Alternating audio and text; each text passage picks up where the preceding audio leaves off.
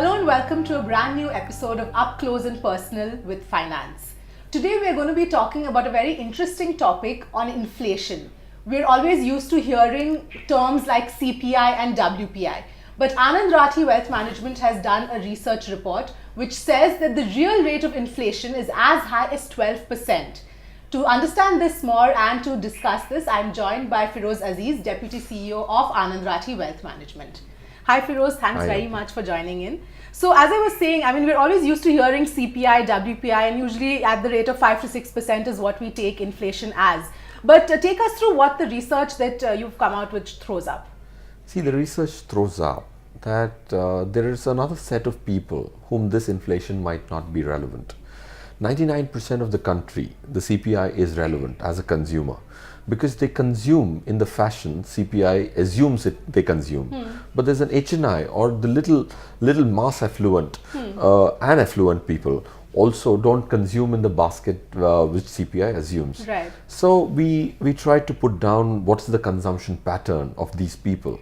And then we realized that the consumption pattern had a dramatically different output. Okay. And then when we actually see how it's been price rise in those commodities and consumption basket, the inflation came to 12.13%, Okay. Which was a very, very large differential. Right. And when it comes to investments, the first baby step of investing is inflation, because you have to do a good job in retaining purchasing power of the money and not just the optical wealth. Right. So I'm going to get to the investment part in just a bit, but let's go through the components that you've really used to come up with this number. See, the components which we've used are a spending pattern like airfare, banquets, club memberships, brands, and several other medical expenses, good sophisticated medical care. All these are things which we end up using in day-to-day life. Right. So I think that's a more relevant basket.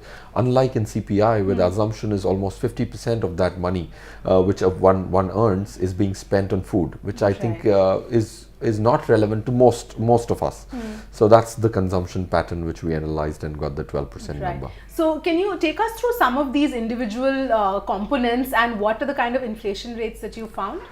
In airfare for the last 25 years, like London Heathrow, if we have to, London Heathrow Airport to Mumbai, if that's a benchmark, then the inflation has been 8.5%.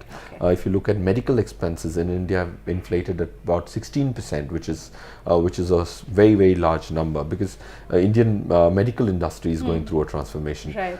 Education has gone up at 13-14%. Now, if you look at jewelry has inflated about 10-11%, which could be some consumption for an HNI. Right. And these were the baskets, and these are the individual components which have expanded in expenses. Right. So which means that while planning for your financial goals, if you're taking a 5 to 6% benchmark of inflation, you're not going to be able to meet those goals. Yeah, absolutely. See, what happens is sometimes people think that it's a 5% difference, 6-7%. Government publishes the research says 12%. That's a 5% difference. How does it change my life that much? But see, managing money is a long drawn process, and generally money lives with you through your lifetime. Right. Then these whole 5% differential compounds to a very, very large staggering number. To make a mention, I would say that you would be left with only 1/4 of your capital in terms of purchasing power. That means you would destroy 3/4 of your wealth if you assumed 7 as against 12. Right. So that's something which you can't ignore over 30 years. So for example, if a person has a 1 crore rupee kind of a corpus, if he assumes that he needs to beat government inflation, he needs to get to 7.5. If he assumes Anand Rathi's estimate of inflation, he needs to get to 30 crores. Right. So that's like a 22.5 crore short of what you thought you would have, and that can really put your finances out of whack. So Right. So what's the ideal mix that you would recommend or advise for investors to sort of benchmark their investments and to ensure that they reach their goals? See, if you have to make things, this whole investment world has been overly complex than it deserves to be. So if you simplify life a little for an investor, there are 2 growth assets. There are 2-3 safe assets. The growth assets are equity and real estate in the financial space. So if you're looking at growth, these are the only two. Of course, you have commodity and stuff that's too complex for somebody to actually live through over long periods of time. So what should be the mix? Growth assets of any individual who has 10-15 years to invest should at least be 60-65%. Otherwise, it will be difficult for him to beat this inflation benchmark.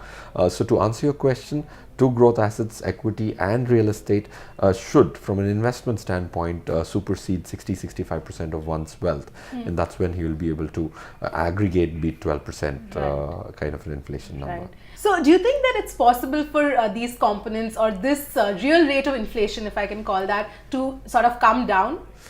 See, I think again a very, very valid question, Avni. Will this also stay this high for long periods of time? In my opinion, unfortunately, the answer is yes, because especially those guys who are doing reasonably well and not living a life which is hand to mouth, as people call it, they generally have a tendency of actually aspiring for things which are in very limited supply, rare, exotic, actually interest them more. Unlike a poor man, he says, I'm going to spend on essentials, I will not upgrade my lifestyle, and it's very easy to bring down costs of essentials. Like if it's food articles, you can import them and bring down prices. But bringing down prices of a brand, if you bring down the prices of a brand, they actually aspire for a better brand. Right. So HNI is always in the pursuit of something which is in short supply. So inflation is more stubborn in that category because it's in the mind, not in the commodity. Right. Finally, Feroze, if you can take us through sort of a checklist or the important points to remember as to how to manage your portfolio, manage your investments, keeping the real rate of inflation in mind. See, if I have to say 2-3 points. Point one, you need to understand that it's a myth that you have put large amounts of monies in a fixed deposit or equivalent, and you're assuming that you're beating inflation, which might be a myth. That is a very important point you need to. Second point is that if you are wanting to create real return, not taking risk is actually a bigger risk. It looks like you're not taking the risk, because volatility is a very visible risk. Market goes down 3-4%, but it comes back. Inflation never comes back. It's an irreversible risk. You will never be able to eat a dosa after 40 years at 1 rupee. But if the market falls, there would be a point in time then it will come back. So just don't be worried about volatility risk. Also give its due credit or due respect to the inflation risk, which is more detrimental because it doesn't reverse itself.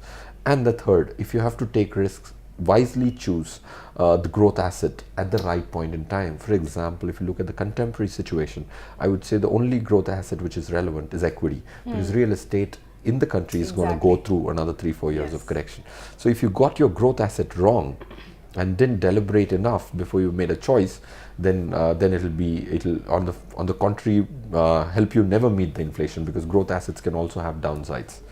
So these are the 3 points. If you remembered, I think you would be in the right pathway to beat inflation. All right, we'll leave it there. Thank you so much, Feroze, for joining in today.